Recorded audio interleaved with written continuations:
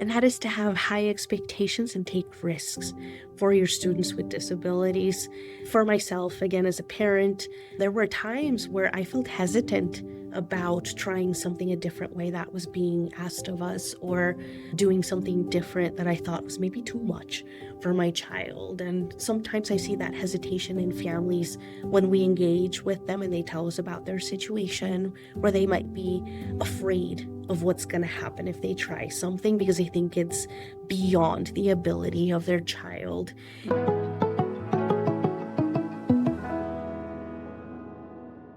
I'm so excited to welcome a special guest to this episode. On this episode, we are talking about helping your children with disabilities through the school system with the Utah Parent Center. So I want to welcome Esperanza Reyes to the episode. Welcome, Esperanza. Hi, thank you so much for having me, Nikki. I'm Esperanza Reyes, and I'm the Associate Director here at the Utah Parent Center.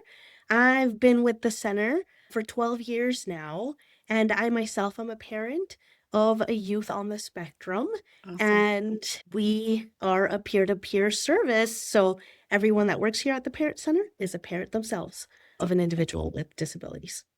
That's so awesome. And I wanted to bring Esperanza on because when I have parents that come in and see me and I'm helping write their 504 plans, that parents have kids who have IEPs or 504 plans, and they're frustrated because they can't get the services that they need in the schools, or they don't know what to do. And I often send them to the Utah Parent Center because you guys have so many resources and I feel like not enough people know about it. And so I wanted to do this episode if you're somebody or you know somebody who is struggling with their child in the school system, this is the episode you want to send to them because this is going to be like so many great resources. But let's just start out, Esperanza, with what is the Utah Parent Center? And there's an equivalent of that in every state. So talk a little bit about what the Utah Parent Center is and then how people could find what their equivalent in their state. Absolutely. The Utah Parent Center has been around for over 40 years in our state, and we're what's called a Parent Training and Information Center. Now, Parent Training and Information Centers, or PTIs for short, have existed through the Individuals with Disabilities Education Act, which is what allows for special education throughout the nation, essentially. And so every single state has a Parent Training and Information Center. And some states have more than one, so it just depends on the population of the state. But wherever you are, there's a parent training and information center near you that provides services to parents of individuals with disabilities navigating the education system. Now, the way to find one is through the Center for Parent Information and Resources, and that's parentcenterhub.org. You can find your parent center and just enter your state, and you'll see all the parent training and information centers listed. Now, for our state, again, we're the only one.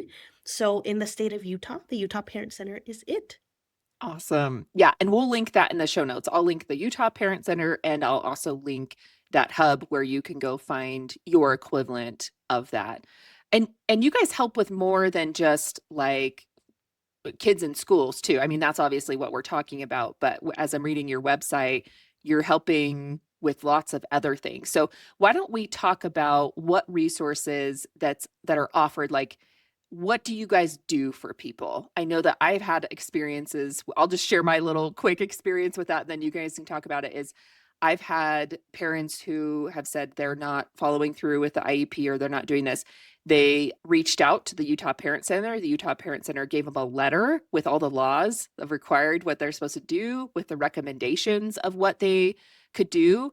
They brought that in, and immediately the school district was implemented what they were lawfully supposed to implement and help their child with that. And they were so grateful that they had somebody on the other end that knew what they were going through, because it's feels like you're alone, feels like you're fighting Goliath, right? Like you're fighting this giant that is telling you you can't do all of these things for your child. So talk a little bit about what are the resources that the Utah Parent Center can do for people. So the beauty of PTIs is that they're all nonprofit organizations. And so, as a nonprofit organization, The Utah Parent Center has a mission that's fairly broad, and it is broader than Yeah. just supporting in the education system. The mission is to help parents help their youth, children, and young adults with disabilities and special healthcare needs live productive, included lives in their communities. And so that touches upon so many different things. That allows us to do a variety of supports for families, but we do put on trainings and provide information on all sorts of topics, navigating life, really, when it comes to having a child with disabilities. Now, with the education system, you mentioned a few success stories there from parents, and we do inform families about what are their rights, what are the processes, the procedures, and ultimately looking for progress and the outcomes in receiving benefit from attending the education system and receiving an education. What's known as a free appropriate public education, they call it FAPE for Mhm. short, is what's sort of owed to students with disabilities that have an individualized education program or even a 504 plan in the school setting. And so, as much as parents can become informed and understand what their rights are, their children's rights, and really what that means, getting meaningful benefit out of that education, the better they can navigate that system. And Mhm. it definitely is something that we support parents here to become empowered in working with the school professionals in that school setting so that they can better support that student. Yeah, I even had a couple people say that when they contacted the Utah Parent Center, they offered to sit in on their IEPs with them and be able to help advocate and navigate. Is that something that's typical that happens? That is a service we offer from the center, and because we are the Parent Training and Information Center for the state, we've actually been able to develop further relationships with school districts and charter schools where we have dedicated personnel from the Parent Center that support families navigating in their schools. And so we have a plethora of supports where those parent consultants can be at those IEP meetings with families. Sometimes we do look for a threshold of need. So it's not as easy as saying, "Can you be at my IEP meeting because I want you there?" There really should be a reason Yeah. why there needs to be additional support at those meetings. And oftentimes the system is just so complex and the situations are so tricky and disabilities are so varied and just Yeah. vast in terms of what they cover that having that additional support from a trained parent consultant serving in that parent advocate role at those meetings can really make a huge difference for the outcomes of the meetings and the students and for the parent participation that's enabled in that collaboration around those IEP meeting tables. I love that. I love that. Sometimes it just feels lonely in that process, and to have someone there that knows the system and can be there and answer questions or know what questions to ask too, because you don't know what you don't know. And I think that's kind of sometimes hard for parents. Like, I know they should be doing something, but I don't know what it is. It can feel very emotional and high stakes. What are the outcomes of the decisions that are made?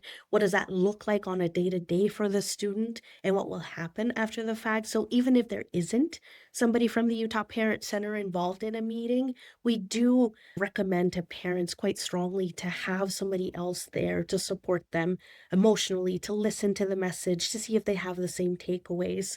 Parents can also ask for teams to take meeting notes and to discuss the agreements that happened at a meeting and hear back some of the outcomes of those meetings so that they feel a little bit more grounded to what happened because there is so much happening and it can be very complex. So, yes, I think having that emotional support as well as having the right expertise around that table make all the difference for families. Yeah. Yeah. Advocacy is so important, I feel like, in the mental health realm, just to feel like you have somebody and I love that anybody that works at the parent center has to have a child too. Like, you know what that's like to navigate, a school system and how that might be difficult. So let's dive into like 3 recommendations that you might have as a parent who's sitting here and is like, "That's me. I feel overwhelmed. I don't know what to do. My kid is really struggling at school. Maybe they have ADHD, maybe they have autism, maybe they're struggling with anxiety and aren't wanting to be at school." What are 3 things that you want parents to know who are navigating the school system with a child who might have a disability? Absolutely. The very first one is that they're not alone, that there are fellow parents that they can form a community with, that they can find community and support and information with the parent center being there for them. So, knowing that is important. The second takeaway is that trying to collaborate and work with the professionals in the school system pays off. I myself am a parent of now a young adult with disabilities. When I started in this work, he was a child. And we Mm. had some rough years in the in between. And having him be included in general education with peers, with activities, was no walk in the park. So, Yes. Yeah. ensuring that you are engaging the professionals to all be on the same side and really look for what's the best interest for that student, what they need, getting those needs met, make sure they benefit from their education always, always pays off. And then Mhm. the last thing is to take risks on the side of challenges for your student with disabilities. Again, as a parent myself, and seeing other parents that reach out to the center and have their circumstances play out over years, the benefits compound. And so the trajectory can really change and shift for the positive in so many different ways. And that is always worth a risk taking because you'll end up further than you ever thought you would when it comes to the opportunities and the growth for your child with disabilities. Let's just take it one by one. So the first tip was you're not alone, right? And so what can they do with that information? How Connect. They can absolutely connect with other communities of parents that are in similar situations because you hear out of the box creative ideas and you know what's happening when it comes to the movement of progress for things for individuals with disabilities and activities. Perhaps there's events that you could benefit from and engage further in your community and just participate so that you don't feel so isolated. So, having your family connect to other families of individuals with disabilities makes a huge difference just in your Mm. experience navigating this whole thing. Whereas you felt isolated and alone, and I've been in those shoes where we felt Yeah. very isolated and alone, and then finding that community and broadening opportunities based on that. That was so important. So tip number 1 is really connect with other people in your community, maybe people who are farther along in the journey that can give you information and say that, "We tried this, we did this." That's really helpful. How would you know to find those people? Does the Utah Parent Center help you find that community? Yes, so we try to create that community. As we mentioned earlier, we have a variety of programs. Some of our programs are dedicated to creating events and doing outreach for families of individuals with disabilities. So we might have an adaptive Easter egg hunt, or we might have a come meet the Grinch and Santa, and we bring families together and they get to enjoy not just the activity, but then each other as well and find that common strength. We actually run a support group of newly diagnosed parents of newly diagnosed children so that they get information, wisdom, and have a chance to discuss the ever pressing needs and priorities that they now have, having a brand new disability for their child. And so, those are some of the key things we do as a center. And then families also form friendships as they run into each other and do their own things separate from the center as well. But families are part of Facebook groups, Instagram pieces where they can get wisdom and information from other families as well. Some led by Cool. the centers, not.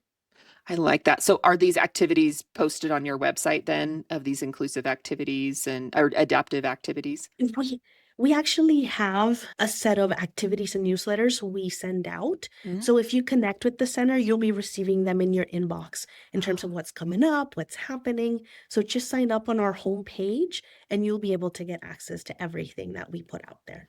That's awesome.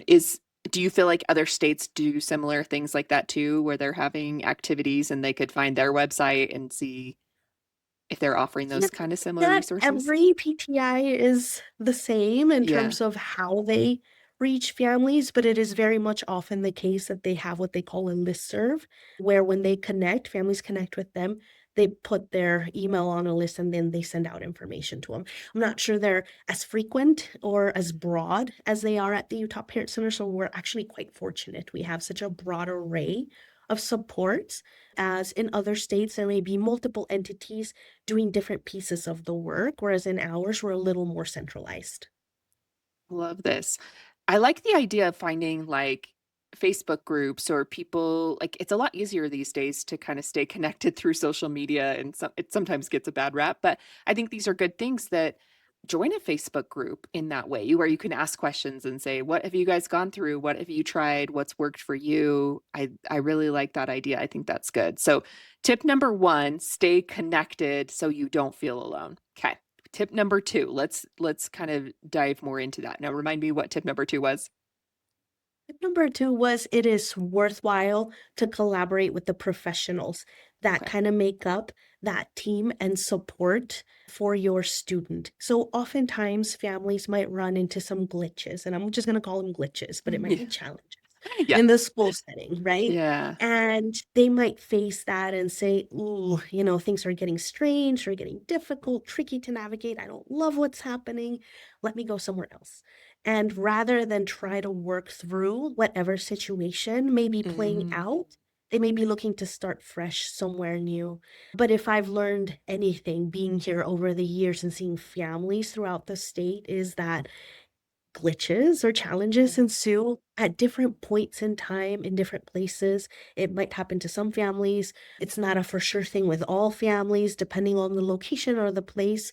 But having those crucial conversations with the professionals and trying to work through it does definitely pay dividends in terms of getting to the other side of that challenge in a Mhm. better place, to end up in a better place for that student. And so, not necessarily giving up on problem solving through the issue or the challenge that has ensued in the school setting. Oh, I really like that because I often hear from parents, they're struggling with, working with maybe the teacher, the principal, school psychologist or whatever that is, and they're like, "They're just not doing what I want. Like, I've gotta go find other resources, and I've gotta do this, or I've gotta move. I've gotta go find a different school district. I've gotta do this." And it you're starting over when you're doing that, essentially, is kinda what you're saying, and that it's not perfect anywhere, but have those hard conversations. They may run into challenges in the new space too. And so then what do? There's this constant dance of not necessarily engaging in trying to address it in a way that helps the student, which, every parent, I respect their ability to make choices for what's best, and sometimes that might be the ultimately might be the best solution. Mhm. Nevertheless, sometimes families do let go and disengage pretty early on in that process, and I think families don't quite understand, there's a chain of command. If maybe there was an issue with the teacher, have you engaged the principal? If maybe there was an issue with the principal, have you engaged the district or the charter school director or wherever that may be? There is always a chain of command. And many times the issues get resolved as people do go up that chain of command and voice the concern in a different way,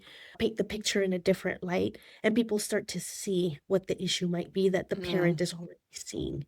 And so I think continuing to engage with those professionals and again, try to turn things around so you're all on the same page and you're all behind the student for their progress, again, pays off really nicely.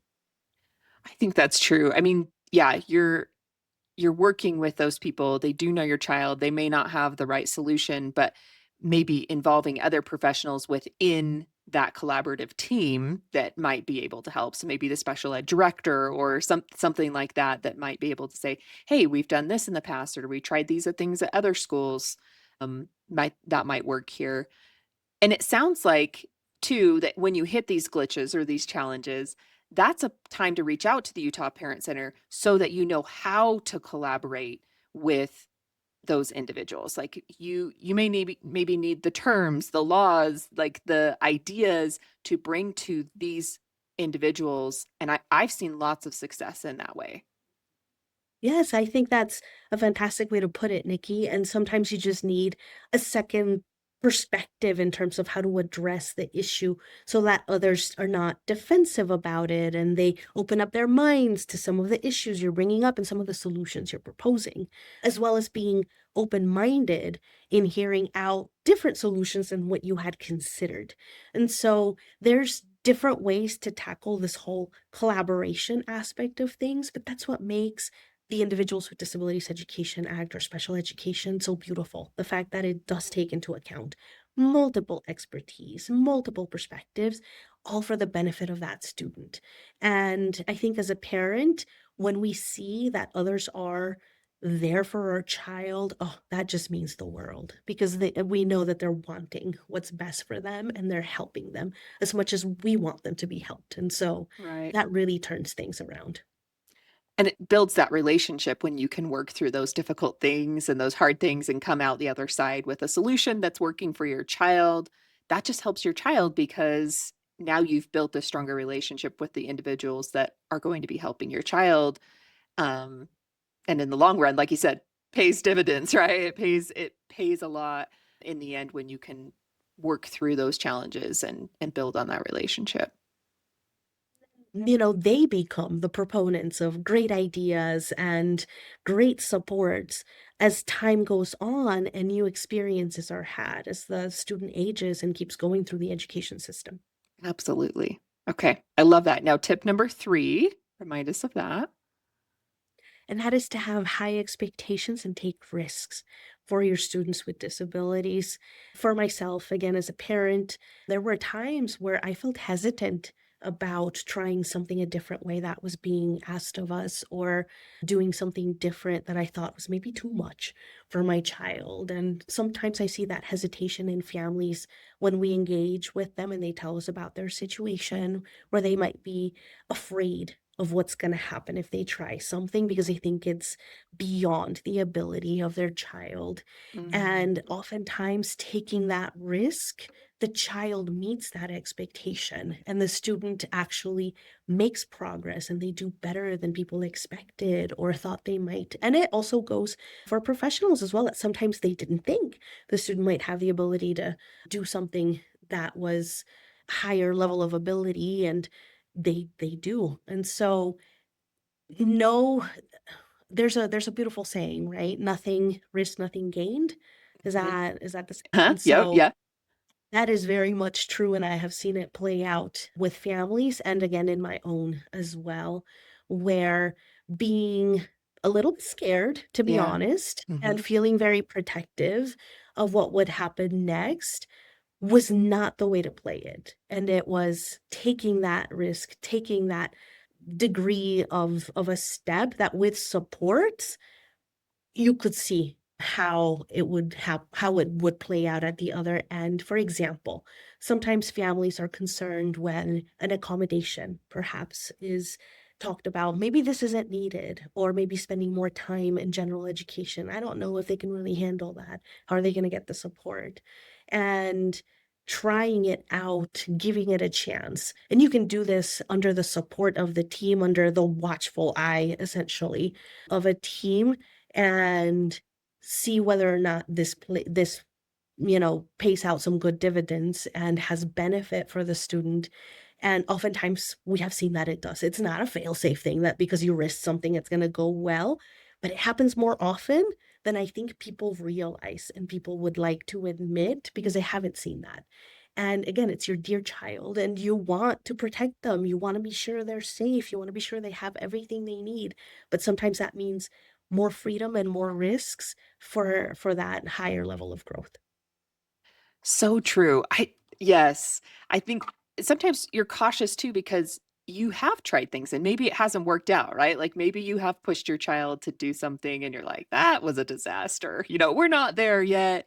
And so then maybe you have this more cautious attitude about it. And that's okay. And what you're saying is that these are you're taking risks in a support system. You're not saying, well, let's have them go get a job by themselves and see how it goes. Let's have them drive a car and see how it goes.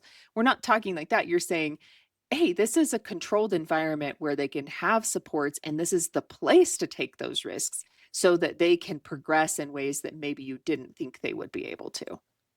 That is exactly right, Nikki. And again, taking that step further and further does pay out as well because you've figured something out, you try different strategies, don't give up easily, right? Mhm. And say, well, we tried it this way and that didn't seem to work, but maybe let's try it this other way. And that might be sort of the trick that does it in terms of provide that crucial support that was needed for Yeah. that step to be able to be a successful step for them. And so oftentimes we hold back, and I'm just saying, don't hold back. Go ahead and try to open up those doors as wide as you can and think through the supports for sure and how it can play out, but also thinking long term.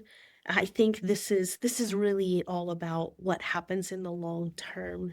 They're only children, they're only students for a certain amount of time, and the reality is they're going to be adults for a longer part of their time. Yeah. Most of the time, and what we're trying to do is prepare them for the world that's out there and being part of that world and how that's going to look. And the more risks you take when they're younger, when they're able to recover from that risk taking easier or learn more from it, again, places them in a totally different trajectory that ultimately their future looks even more bright. So true. That's so true because, you know, often we may feel discouraged, like they're not going to be able to do this, or they're not going to be able to experience adulthood like other children growing up might be able to. But they might be able to do a lot more than you think that they could do, right? And then there might be more 100%. opportunities for them to do some of those things than you actually think they could do. And reaching out when you have that support within the school system is a good time to see what skills they can develop and work on and increase and do better at that way. When they're adults, you know, you often think they're going to be in my household for a long time, but they might be able to be a lot more independent if you work on these things a lot sooner.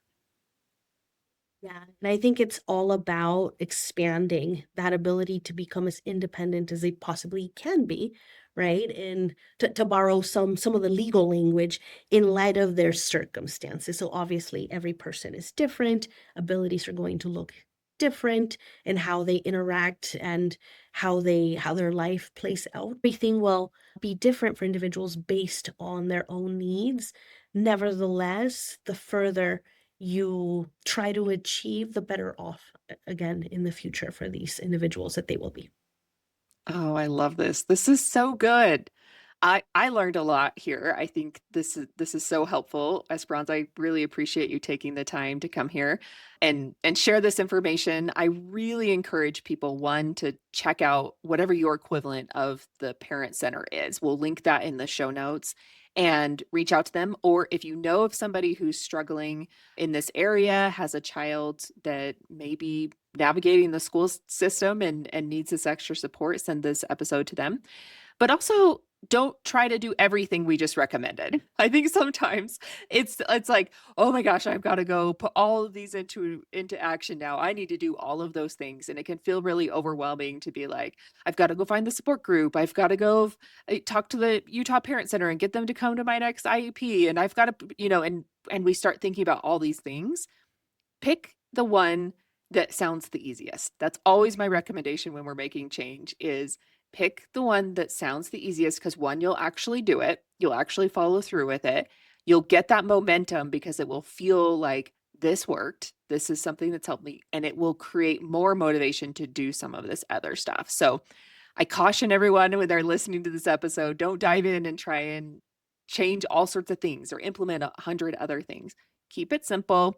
Pick one thing that feels really doable and maybe just go to the website. Like I love on the Utah Parent Center one, on the resources page, there's like these blocks and it has, you know, 50 different things that are all the resources. And you just click on that block. It's like laws, military families, disability and faith, adult services, just videos, trainings, publications, math resources, guardianship, caregivers, bullying, financial planning. Like there's all sorts of resources here that you can just look at and be like, oh, I need to think about, guardianship. They are going to be turning 18 and I need to get guardianship over them. Or they're already an adult. What can I do? Because they're already an adult. So there's some great resources on the website. I think everybody should go check that out for sure. So awesome. Thank you, Esperanza. Thank you for coming on and sharing your knowledge. Thank you so much for having me, Nikki. It's been a pleasure.